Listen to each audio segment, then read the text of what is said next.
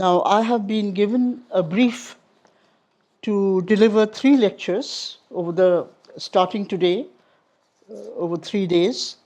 My first lecture will basically be historical origins and impact of colonialism on India and on imperialism generally, insofar as India was inserted within a global economy dominated by the then capitalist leader, Britain.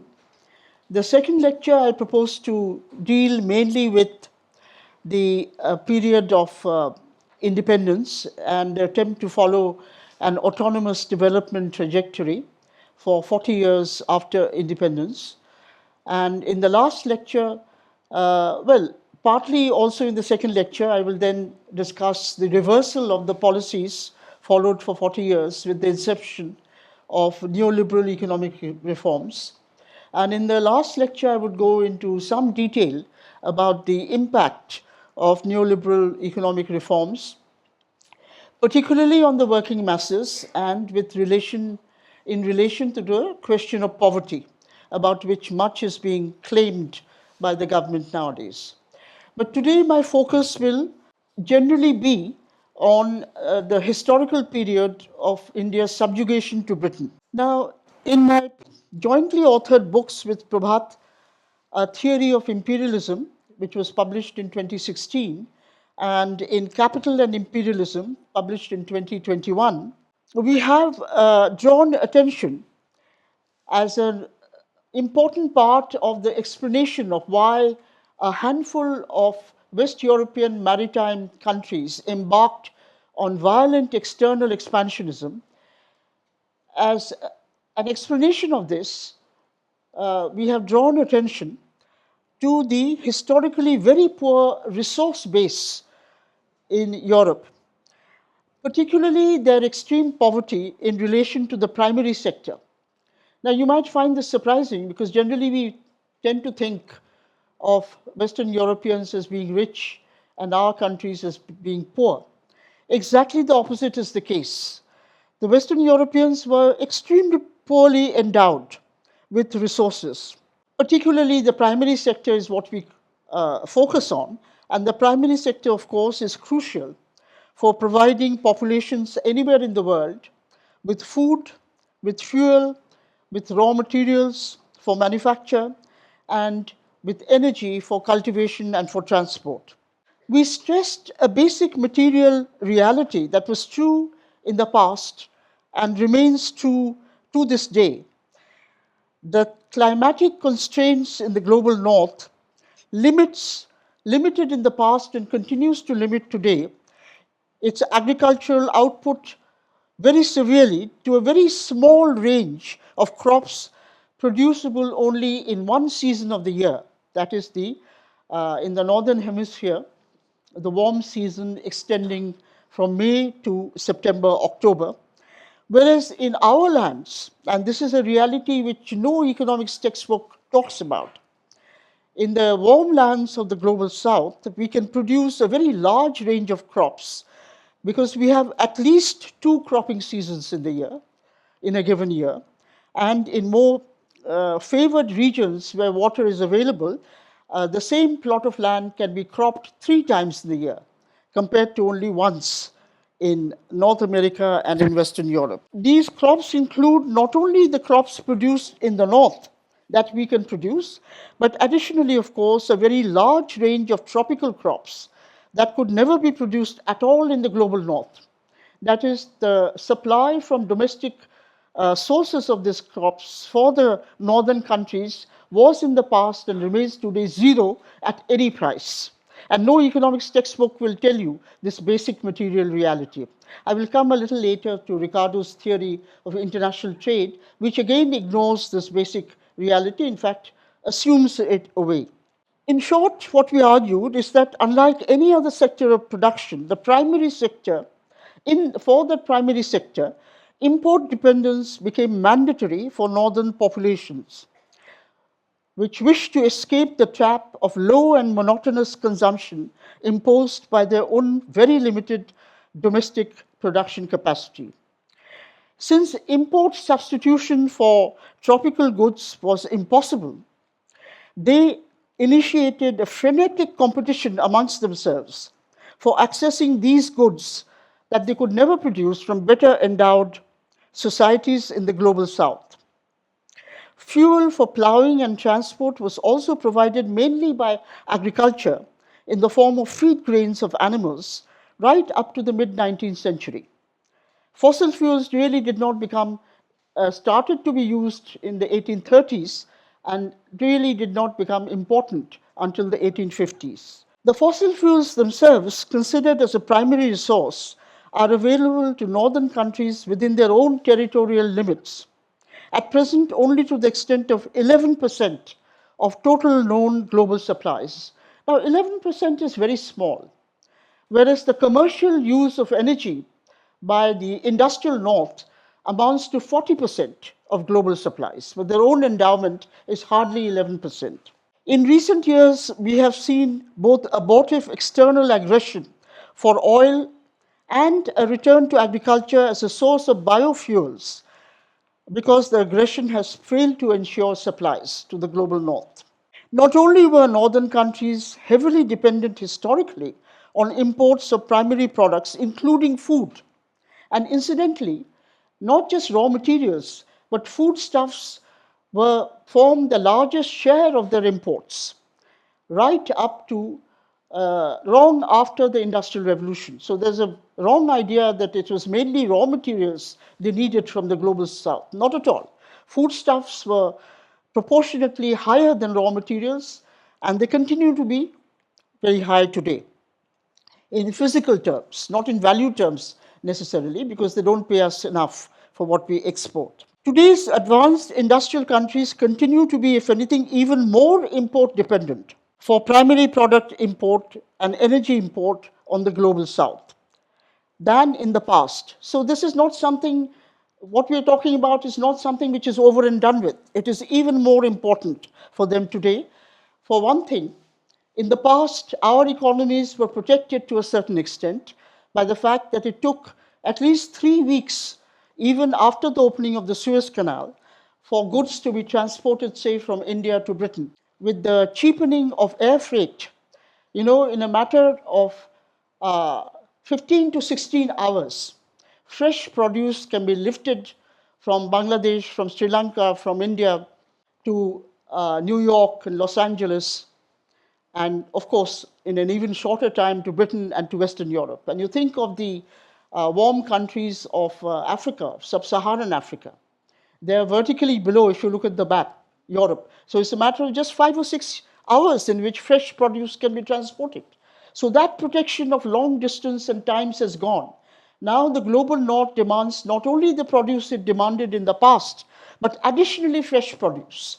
So at an analytical level, if you go to a supermarket in New York or in London or wherever, and you find there are fresh roses on sale in January or fresh vegetables in sale, then these, analytically speaking, are tropical goods because these cannot be produced in their own lands. They all have to be imported. So their dependence on the global south is even greater today for imports than it used to be in the past. Very important to remember when we come to my second and third lectures. Now, in today's lecture, I would like to focus on some aspects of the great contrast. I want to go right back to the period when India became colonized, became a colony of conquest. In Western literature, sometimes you do not find a distinction being made between colonies of settlement and colonies of conquest. But this is a very crucial distinction because, the Europeans initially became colonists, for example, in North America.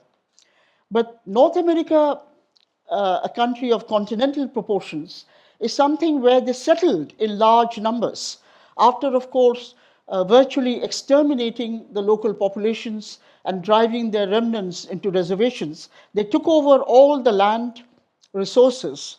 And by land resources, I mean not just the crop producing land, but everything the land has below the surface, the mineral resources, the timber resources, the water resources. They appropriated all that. And then they migrated from Western Europe and later on from Eastern Europe in very large numbers. So North America is a colony of settlement, and which soon acquired, as you know, independence at roughly the time of the French Revolution in the 1780s. And similarly, South Africa, Australia, New Zealand, to some extent Argentina, became colonies of settlement. These became independent. Some of them became part of the British Dominion, but they were independent in terms of their economics. Now, this is very different from the colonies of conquest, like India, Sri Lanka, what is today Pakistan, Bangladesh, then Malaya, and Britain's colonies of conquest in the Caribbean and in West Africa, Kenya, and today's Tanzania. So this distinction is very important because in the colonies of conquest, Britain retained full control over the capacity to tax the population, and it retained full control, it acquired and retained full control over these, the foreign trade of their colonies of conquest. We are talking now about India, which became a colony of conquest, not from Plassey, not from 1757. Plassey was important, but it became a colony of conquest from 1765, because that is the year that Robert Clive acquired the Diwani of Bengal, that is the right of revenue collection of Bengal from a moribund Mughal empire. And the right of revenue collection is what marks sovereignty on the part of the colonizers and subjugation on the part of the colonized. That is the crucial thing, whether they have the right to tax you or not. So I would like to focus on the great contrast between the East India Company's rule in India up to the mid-19th century, namely up to the Great Rebellion of 1857 to 59, and the later period of direct rule by the British government after 1859 up to independence in 1947. During the first period, we find that company officials themselves were often extremely frank and open about the highly exploitative nature of the economic relations that England had with India. They termed as tribute what Indians were made to pay every year to England, and they criticized the tribute, and they actually made estimates of what they called the drain of wealth from India to England. So the terms tribute and drain of wealth were not invented by Dadabhai Naoroji or by Ramesh Chandra Dutt. They were terms which were first used and used repeatedly by the company officials themselves. So I'll come to in a moment why they were talking about the tribute and drain of wealth. Naoroji and Dutt simply used the company officials' terminology and their discussion. They took it over after due references to them. Now, all this frankness changed drastically with the direct rule by England after the Great Rebellion, and the earlier openness was replaced by active obfuscation by the government officials in Britain, and also by intellectuals like John Maynard Keynes, who was connected for 40 years with Indian affairs. They obfuscated the actual mechanism through which England continued to exploit India. Now, going back to the beginning, which is always a very good place to start, the East India Company's trade relations with India started from the year 1600. That is when it was formed, the company was formed, with a monopoly of trade with the East Indies. But as I mentioned, the sovereign right of revenue collection by the company dates from 1765. This was the inception of India's status as a colony of conquest. The colonial financial system by the 20th century, the later period, had become quite complex and difficult to understand without the insights provided by a study of the simpler system prevalent earlier. I will therefore start with an overview of the period from the inception of conquest to the end of the 19th century. Now, India occupied a unique position among the colonies of conquest of the European powers. Of all the European powers, if you take all their colonies of conquest, Java colonized by Netherlands, Laos, Vietnam, today's Laos, Vietnam, etc., colonized by France, and of course, France also had conquests in the Caribbean and in North Africa. Now, Out of all the colonies of conquest, India occupied a unique position by virtue of the vast extent of its arable land, its large population and workforce, and its immense biodiversity. The workforce, of course, I refer not only to peasants, but artisans and laborers. So, control over this, the taxation revenues generated by this workforce, combined with control over their earnings from external trade, gave an economic and financial advantage to Britain that no other European country could rival. They were equally aggressive, the other European countries, but they colonized smaller countries. They did not have access to the enormous resources that a vast country like India could provide to Britain. And it helped to propel that small country, that is Britain, to the position of the leader of the industrializing capitalist world by the middle of the 19th century. What was the population of Britain when in 1765? It was around 8 to 9 million maximum. It is half the population of just the metropolis of Delhi today. It was nothing, actually. But yet it rose to the position of the world capitalist leader. So, how did it do that? And moreover, it was the first to initiate the Industrial Revolution.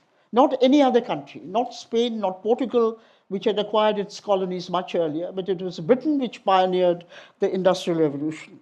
Unfortunately, the magnitude and importance of colonized India's trade in world trade, the role it was made to play in underpinning the international gold standard, and how it allowed Britain to become the world's largest capital exporter is hardly either understood or mentioned in the literature today. It is, of course, not mentioned at all in the northern literature coming from northern universities, which do not recognize colonial exploitation in economic terms at all. It is not even mentioned in the writings of our own economic historians, because most of our economic historians, and indeed I too, have been trained in our economics and in our history in northern universities. So we have read the textbooks that have been produced there, which really do not deal with the questions that I'm talking about today.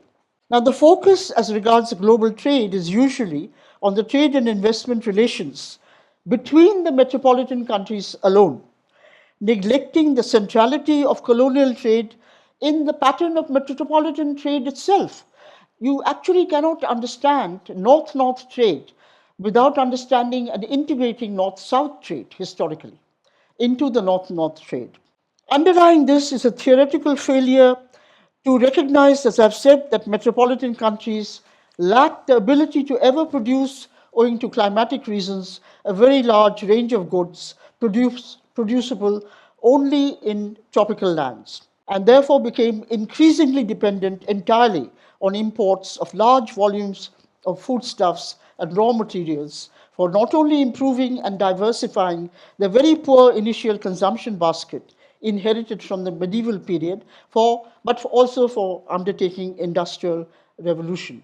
Now, we mentioned deliberately in our book Capital, A Theory of Imperialism, that in the late medieval period in Europe, production conditions sometimes became so bad because there was only a single crop of grain over the entire year, for which human and animal populations competed, because animals had to be fed grain as feedstuff through the long winter months.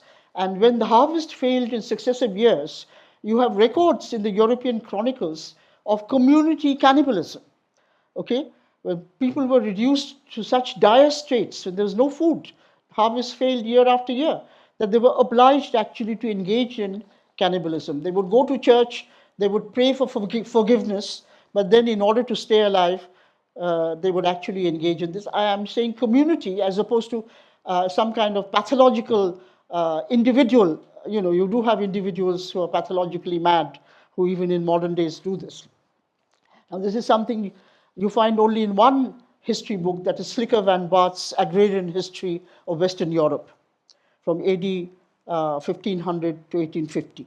Again, let me make a short but necessary digression to modern trade theory, which is taught to students of economics, derived from David Ricardo's argument that there is necessarily mutual benefit to trading partners if they specialized in producing goods according to their comparative or relative cost of production and exchanged through trade according to their comparative advantage. Now, I pointed out in a paper I wrote a long time ago, which was published in 2006, it's titled Ricardo's Fallacy. There is a logical mistake in Ricardo's argument because Ricardo assumes the very opposite of what I've been talking about. He assumes the opposite of the material reality that a large range of actually traded goods could never be produced in cold temperate lands, and hence their cost of production cannot even be defined. So if the output is zero there is no cost of production. If there is no absolute cost of production, there is no relative cost of production. What is the cost of production of sugarcane in Germany? What is the cost of production of coffee in the US? The United States consumes millions of gallons of coffee. It cannot produce coffee. What is the cost of production of raw cotton in Britain? Britain cannot produce raw cotton. So no cost of production is even definable. Ricardo's assumption actually meant assuming away the actual basis of colonial exploitation. Why did the Europeans undertake a very long and hazardous sea journey and face the rigors of a climate they were not used to, face the rigors of being dead from cholera or other things that they did not have their own country? Obviously, because there was enormous economic gain for them. And the economic gain consisted in the past and continues in the present of their acquiring access to goods that they can never import substitute.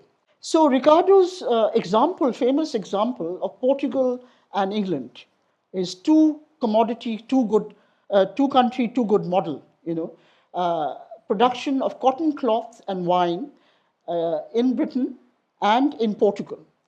Now there's a problem with the example itself because Britain is too cold to produce grapes, particularly at the time Ricardo was writing, when there was no genetic modification of plants and the climate was even colder than it is now. So Britain could not produce grape wine. This is not true of the warmer valleys in France or even in Germany, but Britain could not produce commercially grape wine. So Ricardo's example had a problem.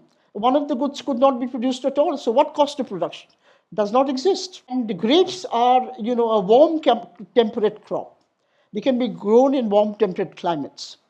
But think of the purely tropical crops which cannot be grown at all, except in the global south, right? So Ricardo's theory of what is not applicable is mutual benefit from trading. When one of the trading partners simply cannot grow a range of commodities for which the cost cannot be defined. In fact, the fallacy involved in Ricardo's theory is what logicians call the converse of the fallacy of accident. Now, the fallacy of accident is when you make a general assumption, an assumption which people think is generally true. For example, all persons can see their eyes, and then you apply it to a special case where the assumption is not satisfied, saying that all persons can see. The poet Homer is a person, therefore Homer could see.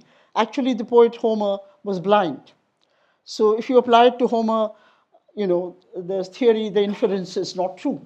The converse of this is when you make a special assumption, a restrictive assumption, and reach a certain inference that trade is beneficial in this case, and then you wrongly apply it to cases where the restrictive assumption is not satisfied.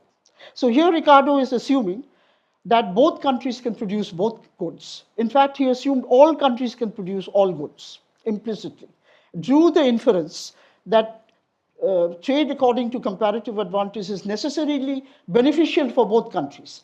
But then economists have applied this inference wrongly to cases where the assumption is not true.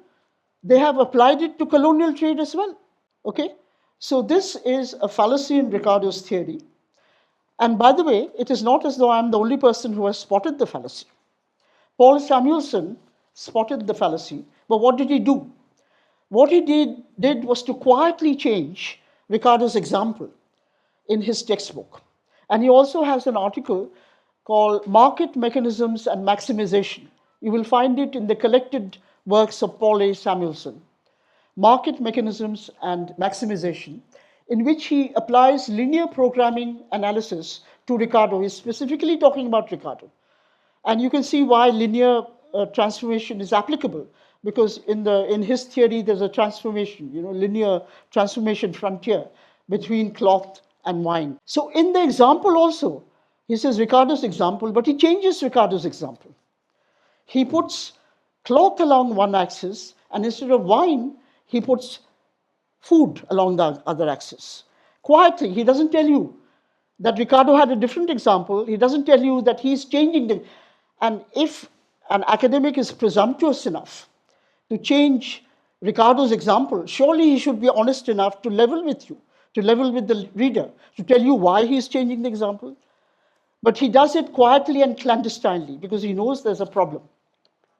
But changing the example does not make the theory right.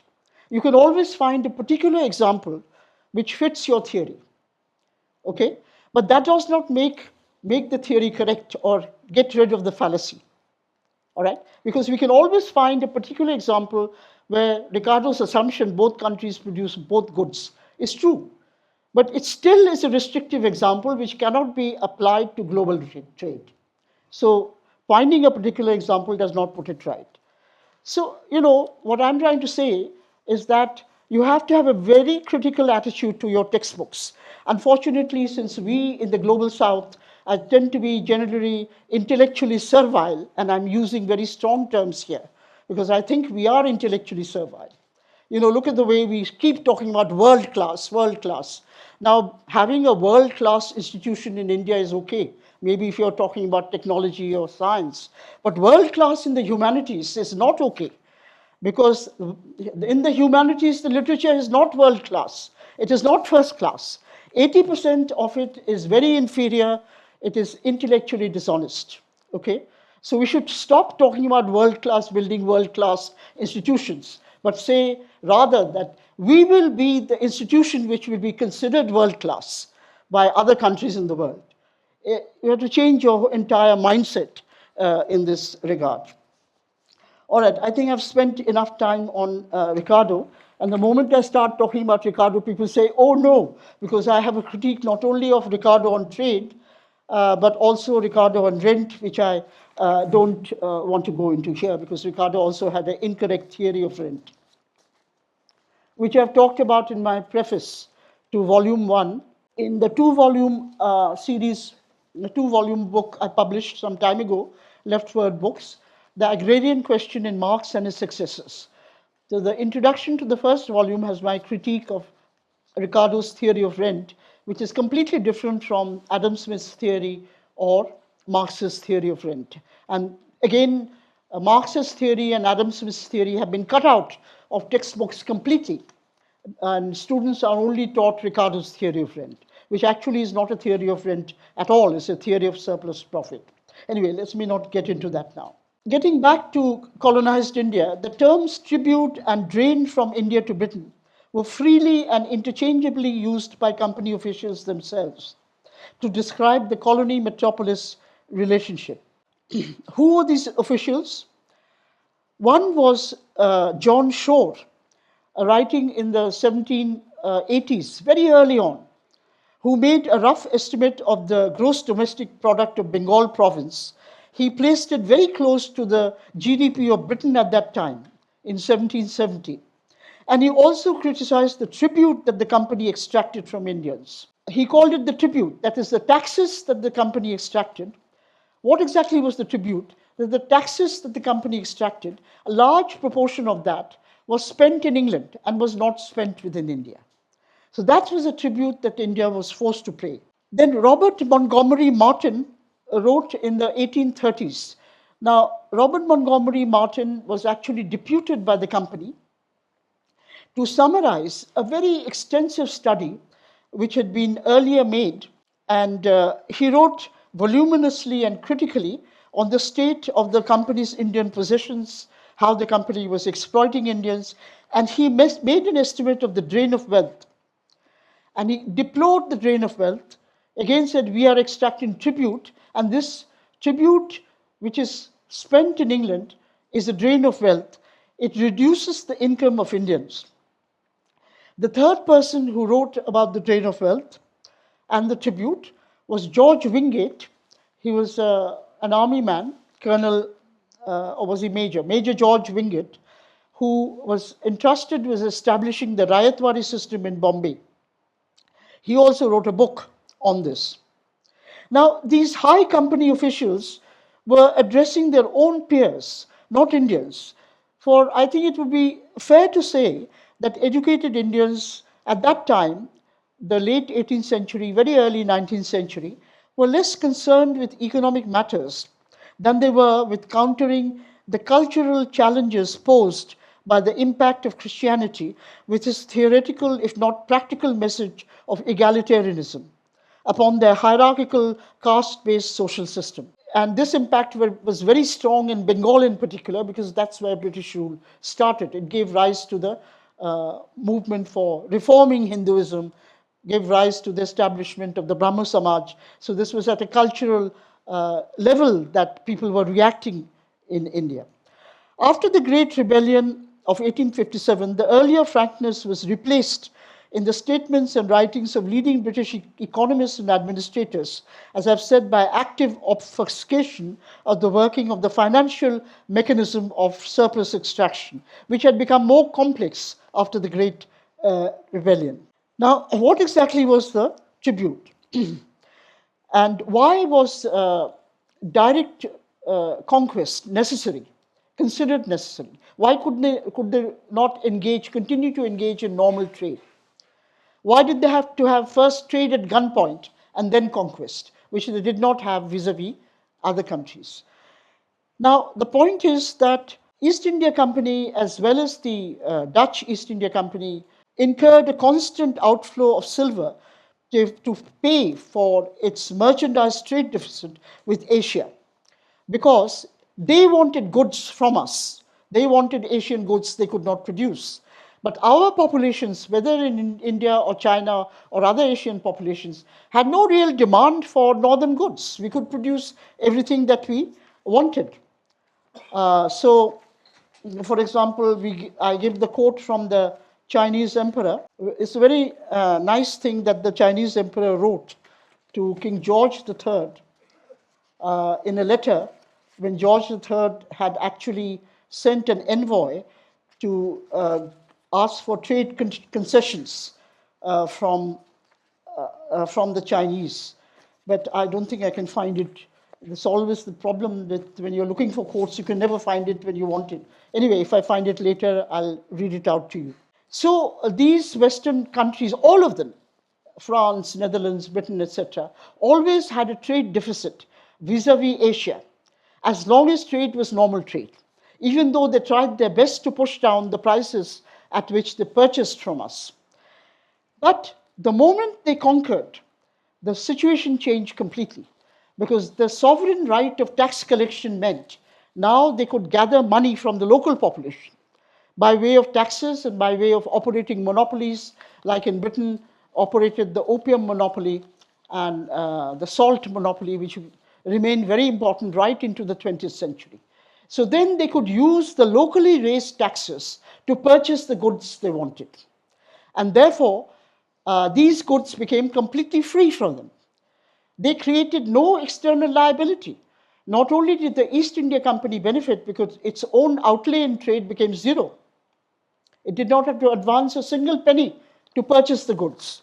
So its profit rate rose to dizzying heights, but the British economy benefited because it no longer had a trade deficit vis-a-vis India, let us say. Therefore, it did not have to pay out any silver.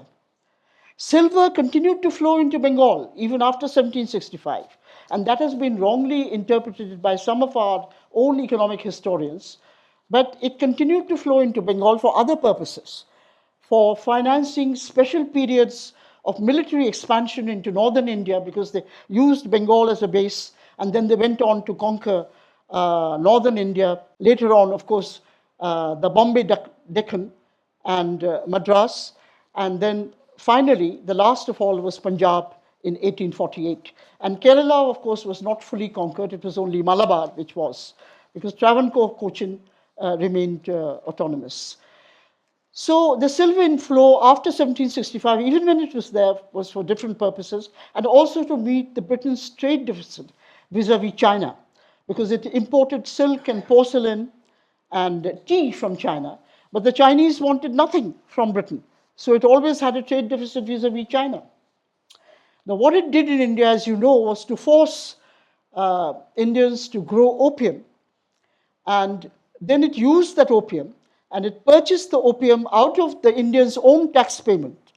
So what they paid the opium growers in India, they paid out of their own taxes. And then it forced the Chinese to import the opium.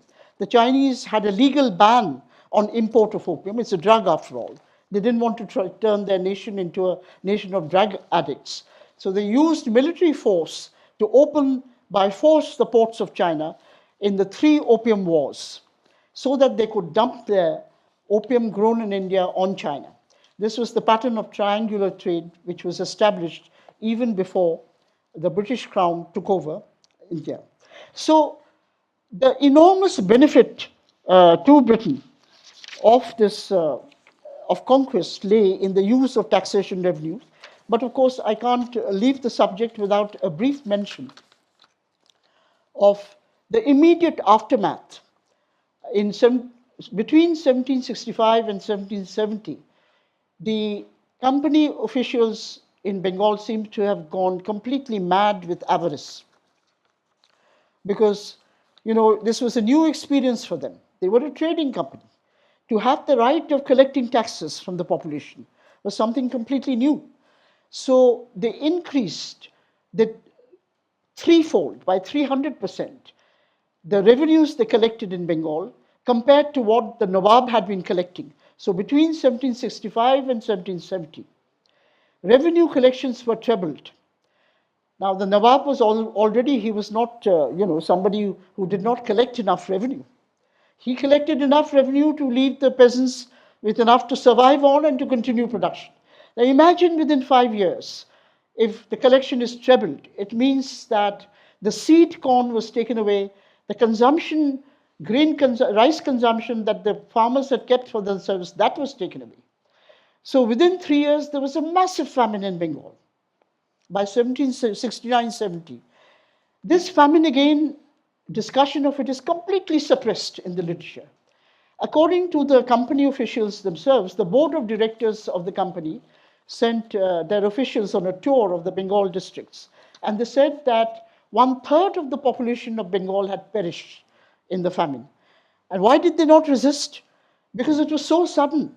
I mean, for decade after decade, the peasants had been producing. Yes, the Nawab took taxes for them, but in moderation, to a sensible extent, not so much that they starved. And suddenly you have the foreigners coming, using local mercenaries to raise the taxation to unheard of limits. And as a result, they starved to death. They were simply not prepared to resist. There was resistance. Later on, there was the Sannyasi rebellion and other rebellions, but not from the peasantry, from groups who were on the fringes of the peasantry and who did undertake armed rebellion, which was crushed. Now, you will not find a single discussion. The Cambridge Economic History of India has more than 1,000 pages on the economic history of India. Not a single discussion of this massive famine. I mean, the population of Bengal at that date was 30 million, according to the East India Company estimates. 10 million people died.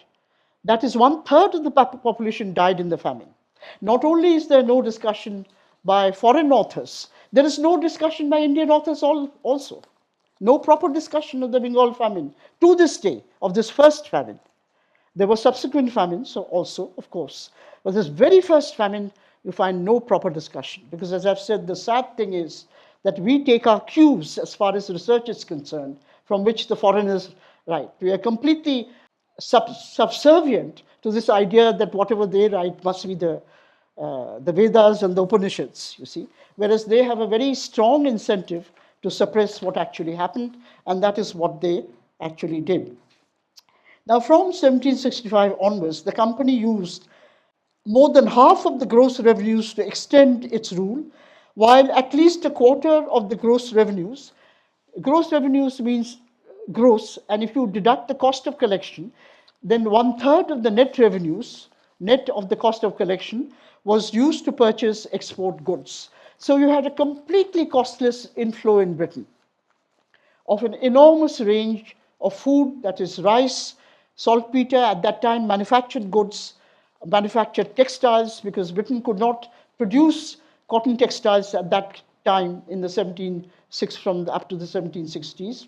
So I have an estimate of the drain at that time, which closely follows Montgomery Martin's estimate, which, and I find in that, it is published in an article called The Free Lunch, and it's in a book edited by K.S. Jomo. I'll give you the references to those who are interested. I'll send a list of the references to you, and people can consult it. And if you can't get it in the library or online easily, then I can always send a soft copy for circulation to those of you who are interested. It is very important to know our own economic history, because the most ideological of disciplines are two.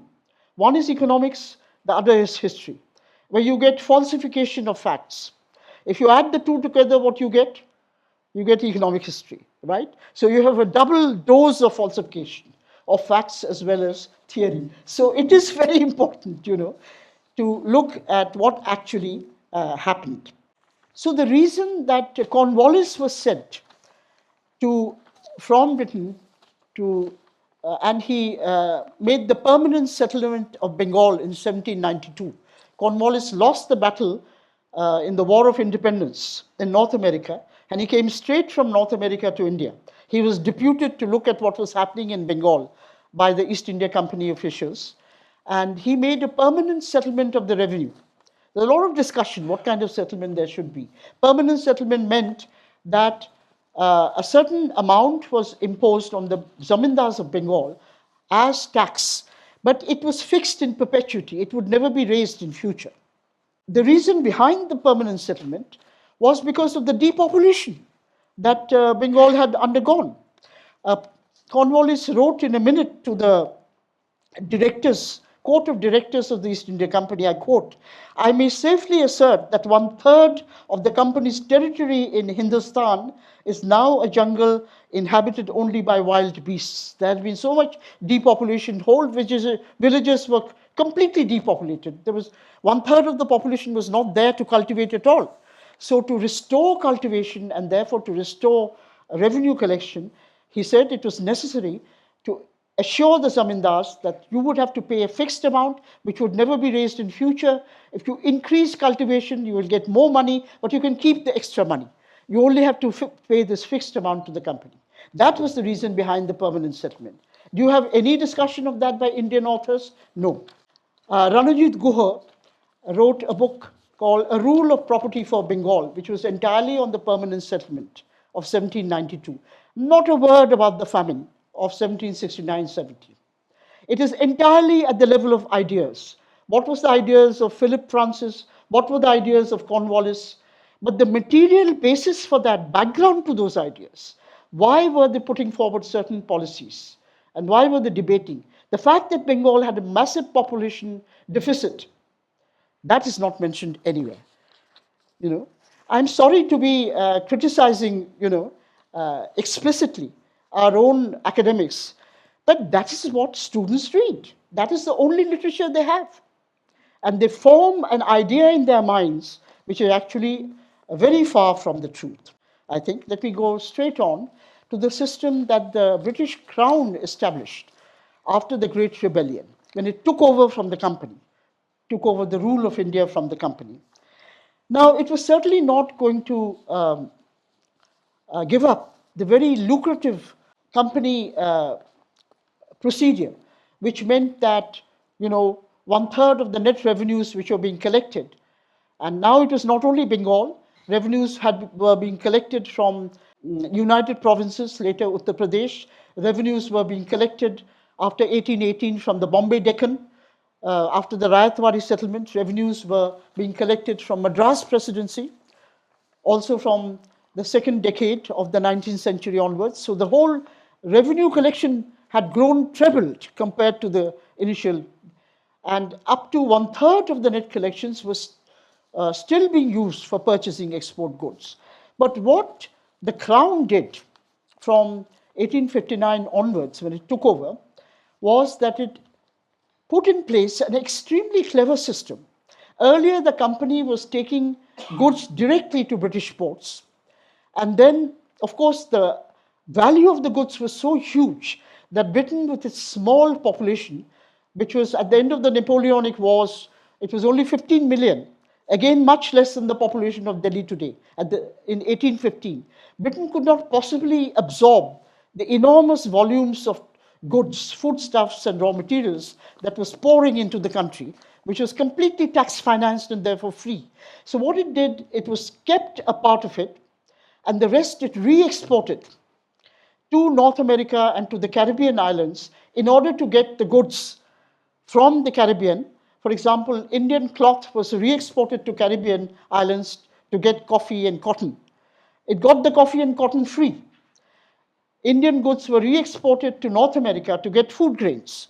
Indian goods were re exported to the continental countries to get the food and other goods that Britain could not produce. And therefore, these goods from the continental countries and North America also became free for Britain through re-exports. Okay? It did not have to, it had trade deficit vis-a-vis France, vis-a-vis North America. Those trade deficits were reduced by the amount, by the value of re-exports that it made to these regions. So it was of immense value to Britain to continue this collection of land revenue and using the land revenue to get export goods out of India, therefore not pay the Indian producers actually, but to tax them out of their goods. However, the financial mechanism became more complex. What they introduced was something, when you understand it, it is quite simple. But you have to try and understand it because it was different from the earlier mechanism of the East India Company.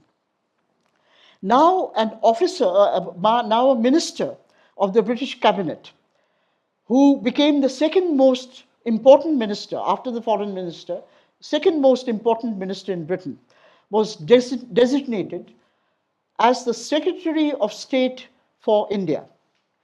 There was no Secretary of State for North America, there was no Secretary of State for Canada, no Secretary of State for Australia or South Africa. There was only the one minister who was designated as the Secretary of State for India. So what did he do? Who, by this time, by the late 1850s, Indian goods were going not only to Britain directly, they were going, as I've said, they started going directly to the continental countries, started going directly to North America, later on to Japan. They were already going directly to China. And why were continental European countries and North American countries interested in Indian goods? They were cold temperate countries. They could not produce tea and coffee. They could not produce sugar, cane sugar. They could not produce rice. They could not produce a whole range of commodities at all. So even when they did not have colonies, they had a demand for these goods.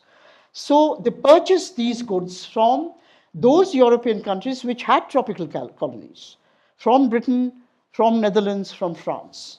So the re-export trade was very important for the West European countries. Now, the Secretary of State for India invited foreign importers of Indian goods to deposit their payment to Indian exporters with him. Now, the foreign importers owed money. Let us say an American importer imports $1,000 worth of Indian goods. Now, he wants to remit that $1,000 to the Indian exporter. The Secretary of State in London says, you give me your $1,000 and I will give you an international bill of exchange, which can be cashed in rupees. You can send this bill of exchange either by telegraph or by post to India, to the exchange bank, to the Indian exporters. They will deposit the bill in the Indian bank and they will get the rupee equivalent of $1,000, which at that time, since the exchange rate between the dollar and the rupee was 3 rupees could purchase $1 at that time.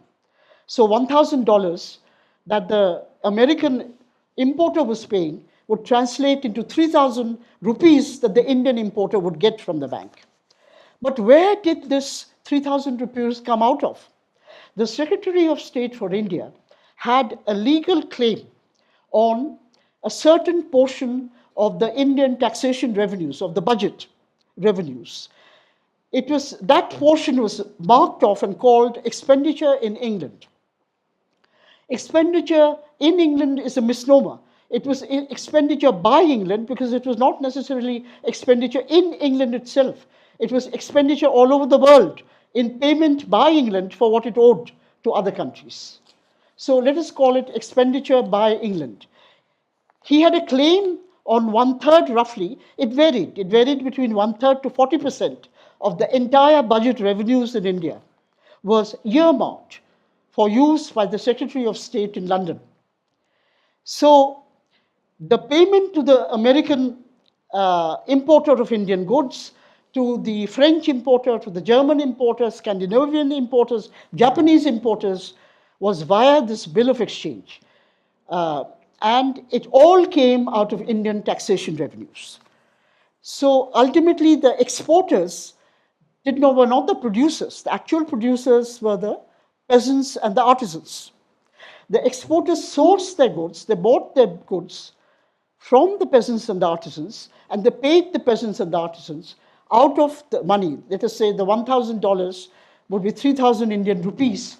They would keep anything, 10 to 15% for themselves as their commission or profit, and the rest they would give to the actual producers, the peasants and the artisans. Now, this meant again that the British were getting their imports free. Because look at it from the peasant or artisan's point of view. Who were the contributors to the Indian budget of taxes? The overwhelming bulk of the contribution, at least 95%, came from taxation on the peasants by way of the land tax, where they did not pay land revenue directly, but paid they were tenants and they paid to the actual assessee. That assessee took rent from them and paid revenue to the state indirectly. So ultimately it was coming from the peasants, and it was coming from the working population who had a very heavy burden of indirect taxes to pay, of which the opium monopoly as well as the salt tax. The salt monopoly of the British Indian government meant that the price of salt was per unit was 7 to 8 times what it would have been if salt had been allowed to be manufactured freely. It was not for nothing that Gandhiji launched the salt satyagraha. It was a very heavy impost on the Indian population. Because no matter how poor you are, the poorest laborer who only eats, some chapatis in North India or whatever you eat in South India, some ragi balls in Karnataka or a rice product in Kerala, the poorest laborer would need to consume salt. So salt is a basic necessity. Ultimately, the people who paid the taxes were the artisans and the peasants and the artisans and the laboring class generally, laborers. Only about 5% of the total tax revenues came from the well-to-do. And the Indian capitalist class, which had started growing at this time, as well as the British Indian chambers of commerce, they all opposed income tax on themselves. They said, no, we don't want income tax. The government can easily raise the revenue they want by increasing the salt tax. So you have a very clear class bias, which Sabyasachi Bhattacharya talks about in his book, Financial Foundations of the British Raj. He gives a quotation from the minutes of the chambers of commerce, both the British Indian chambers of commerce and the other chambers of commerce, and they all say no income tax. We oppose income tax on us, or income tax generally. You raise the salt tax and get your revenue. So the British did not also rule India on their own. A few thousand Englishmen did not rule on their own over millions of Indians. They integrated the property classes into their rule. They made sure that the property classes within India, not only the zamindars, but those who monopolized money capital, those who had something to invest, they were treated very differently by the colonizers from the way they treated the mass of the population. This is important to remember.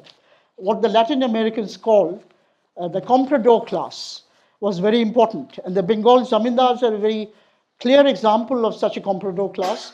Because of the permanent settlement of revenue, they became ardent supporters of the British Raj. There were individual exceptions. individual zamindars who joined the freedom struggle, who were very important figures in the anti-British colonial struggle. But by and large, the class itself became pro-British.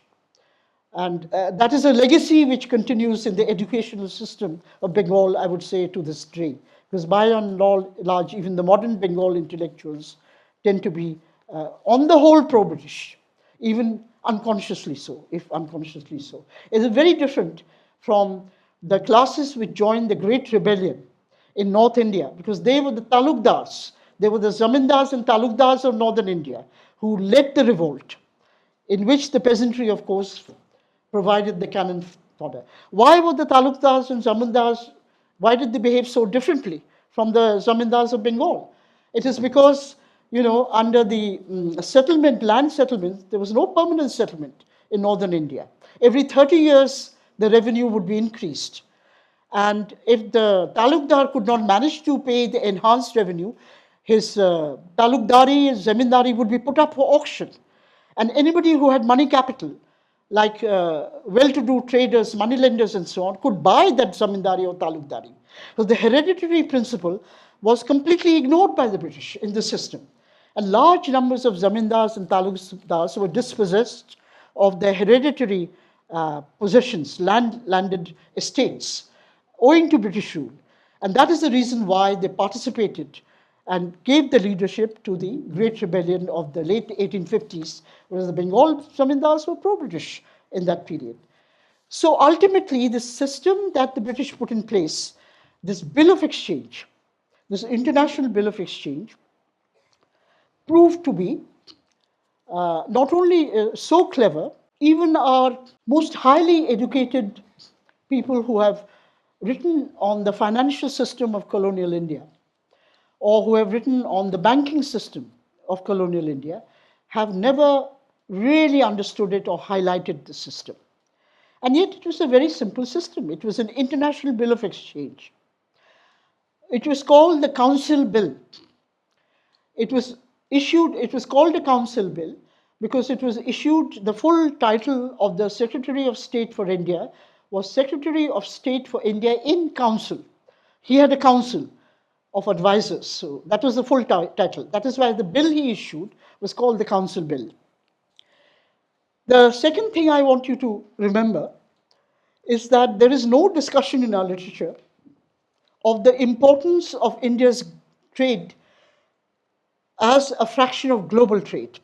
You have any number of studies of colonial trade, but they all focus on exports and what exports India did, the value of those exports, and Indian imports.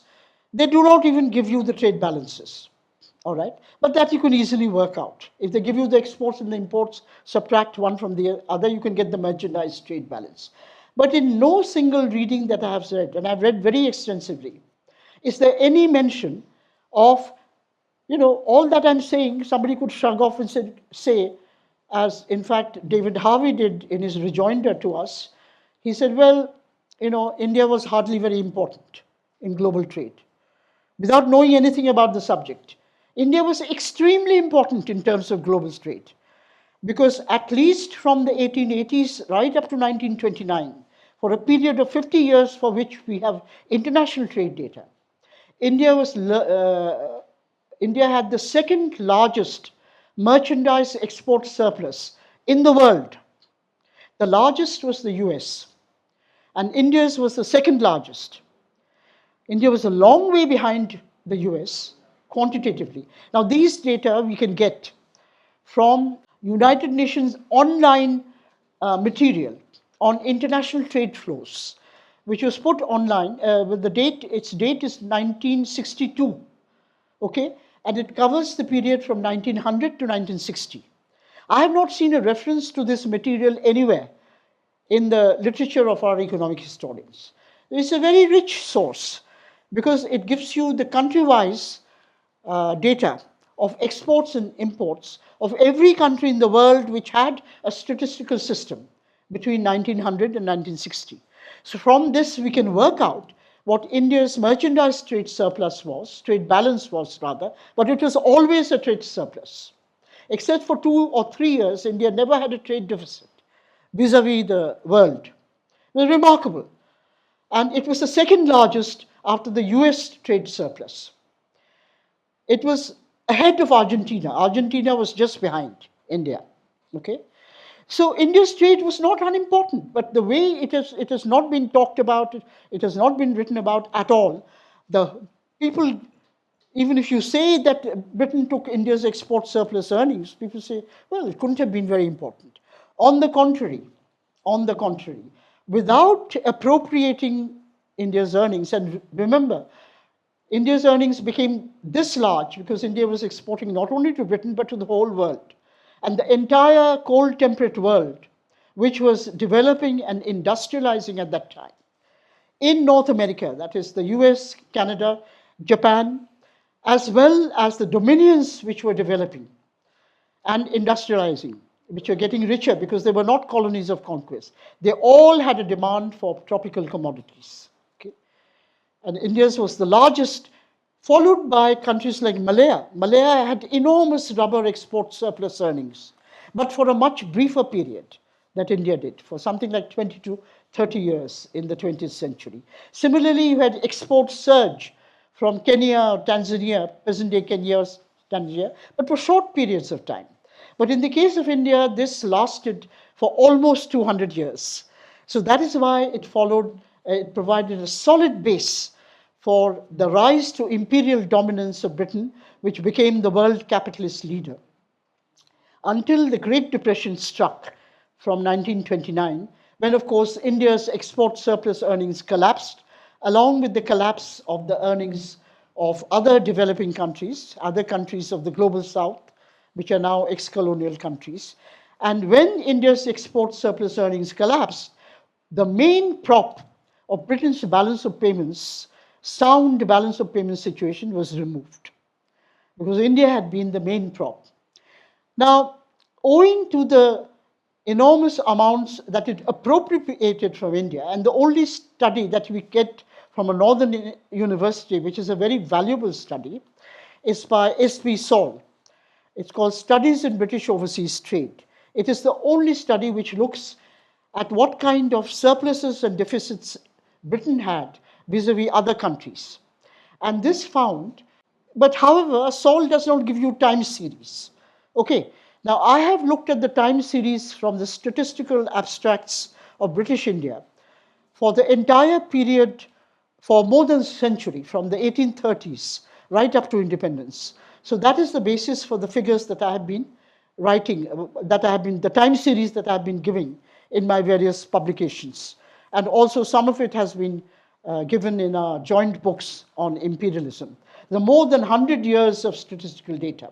Now, Saul gives you just a brief single year, as it were, snapshot pictures, 1880, 1910. If you take 1910, he points out that Britain had not only current account deficits vis-a-vis North America and continental Europe, it had balance of payment deficit because it was simultaneously exporting capital to develop North America and continental Europe. It was building factories, railways. Now, you know, capital export, for those of you who might be economics students, be careful. Merchandise export is a credit on a country's balance of payments. Capital exports are a debit item on the balance of payments, all right? Because capital exports is import of IOUs, so it figures on the negative side of the balance of payments. So usually a country can only export capital if it has a current account surplus, all right? If you want to have bilateral balance, India can only export capital to a country if it has a current account surplus vis-a-vis that country. But Britain was running for decades on end, not for just 1 or 2 years. It was running current account deficit vis-a-vis the US, vis-a-vis Canada, vis-a-vis Australia, and so on. But despite its current account deficit, it was also exporting capital. It was the world's largest capital exporter. It was exporting capital, and it exported to the largest extent to North America and continental Europe and the colonies of white settlement, like Australia, New Zealand, and so on, the dominions. So, how did it manage to build up even larger balance of payments deficits than it had current account deficit? It could only manage to do so because it took the whole of Indian export surplus in earning, the whole of the gold and the foreign exchange that India earned from the rest of the world was not credited to India at all. It was preempted, it was taken at source through the council bill mechanism. It went straight into the account of the Secretary of State for India, straight into the British Treasury. Now, this is a mechanism of which you will not find any discussion, but this was the actual mechanism. If you look at the Cambridge Economic History of India, there is no mention of council bill at all in its more than 1,000 pages. There is one single small mention, casual mention of council draft by Anand Chandavarkar.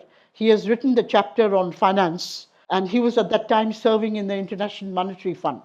So he is somebody who was very clued on as far as global finance is concerned. But as far as the historical operation of the mechanism of financial mechanism of exploitation of India is concerned, nothing. Not even our modern economic historians have anything to say about the council bills. And that is because Keynes had nothing to say about the council bills.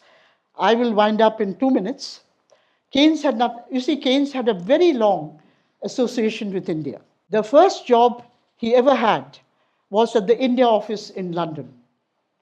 The first book, and he was only about 23 when he joined the India office in London, which was the office run by the Secretary of State. Everything to do with India happened in the India office. And the first book Keynes ever wrote was Indian Currency and Finance, which was published in 1913. He used the experience he gained when he was working in the India office in London to write Indian Currency and Finance. Later on, he joined Cambridge University as a teacher, as a lecturer. And in Cambridge University, he gave lecture courses to students for many years before the First World War on Indian currency and finance. At least for 4 years, he gave 1 or 2 lecture courses every year on Indian currency and finance. Now, in the book Indian Currency, and later on, because he was considered to have become an expert on the Indian financial system in the colonial period, so he was put on every single commission that the British government set up to look at Indian currency and finance, starting with the Babington-Smith Committee to the Hilton-Young Commission, then the Indian Fiscal Commission. He was either an advisor to or a member of the 4 or 5 commissions which were set up during and after 1913. All right? So he was a very important person in the formulation of Indian financial policy and monetary policy. Now, in Indian Currency and Finance, Keynes gives you the accounts of the Secretary of State for India, credit items and the debit items.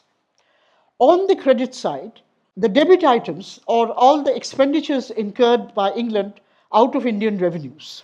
All right? Of course, he doesn't mention that they were incurred out of Indian revenues. On the credit side, he doesn't tell you the actual credit. What was the actual credit? The actual credit that the Secretary of State had was all the gold and foreign exchange that India earned from the world, which went straight into the Secretary of State's account. That was his credit. He gives you only the rupee equivalent, that is the claim that the Secretary of State had on the Indian budget on the credit side. Why did the Secretary of State have a claim on the Indian budget which is in rupees at all? Why did he need to have a claim? That is not mentioned anywhere in the book. Nor is the fact mentioned that it was Indian earnings of gold and foreign exchange against which you had that rupee claim. That the rupee equivalent is what was shown under in the Indian budget, in rupee terms, an expenditure in England. But I can find it out easily, because from the statistical abstracts for British India, which cover more than a century, the expenditure in England part is given both in rupees and in pounds sterling. All right? And the council bill values are given in pound sterling. So when I match the two, I find that the expenditure in England part of the Indian budget is exactly equal to the council bill's value, which is India's export surplus earnings. They're two different series, but they are equal over a run of years. They're not equal for 10 years or less, but if I take more than 10 years, 15 years, 20 years, 30 years, remarkably equal. For example, from 1861 to the year 1900, India earned 530 million pounds as its global export surplus earnings. That is exactly the amount that was spent by Britain as expenditure in England in sterling. Of course, it was not expenditure in England as by England. And that is the sum that I have compounded at a 5% rate of interest, which is a very modest rate of interest, because Montgomery Martin compounded at a 12% rate of interest. 50 years drain from India. That is from the time that Britain started taking the drain from India, 50 to 50 years after that, he added it up, the annual values, and he compounded it at a 12% rate of interest, because he said that this is the interest rate prevalent in the Indian market, and he arrived at a sum of 8 billion pounds that Britain had already extracted by the 1830s. Okay? So when I am compounding at a 5% rate of interest, it's a very low interest rate of interest compared to what the East India Company officials had done. And I arrive at a sum which is available in our jointly published books. You can look at it, which has caused a great deal of international interest. Up to 1947, the year of independence, if I look at the compounded sum that Britain drained from India, if I look at the compounded sum, that is 40 times Britain's 1947 GDP. Britain's 1947 GDP was 10 billion pounds. The compounded sum that it drained from India was 470 billion pounds. The absolute amount is, of course, much less, because this is the compounded, the value is that I'm mentioning to you. And if I express it in dollar terms, it will become very huge. And it did become very huge. Why? Because the exchange rate of the Indian rupee against dollar at the time of independence was just 3.13 rupees for $1. What is it now? 83. So the rupee now has vis-a-vis the dollar less than 4% of the value it had then. But for 200 years, the exchange rate of the Indian rupee vis-a-vis the British pound was deliberately kept, absolutely sought to be kept, absolutely stable by the British government. Why? Because it treated India's earnings, external earnings, as its own earnings. It took all of it. And it wanted stability of the exchange rate. So it kept the rupee sterling exchange rate as stable as possible, could not manage to keep it absolutely stable. There were international developments, meant that there was a depreciation of, but not much, around about 25 to 30%, 25% or so was the maximum depreciation. Then they pulled it back to a rate which was around 13 rupees to 1 pound sterling, whereas it had been 10 rupees to 1 pound sterling earlier. But in the 70 odd years after independence, the interest of the advanced capitalist countries is to depreciate our currency, because they want to get our goods as cheaply as possible. So you have seen a slide not only of the Indian rupee, but of all developing countries' currencies. An enormous slide, so it has only a very tiny proportion of the original value. Okay, let me stop there. I'm sorry to have taken a little more than 1 hour, but the matter to be covered was rather large and rather complex. So thank you for your attention.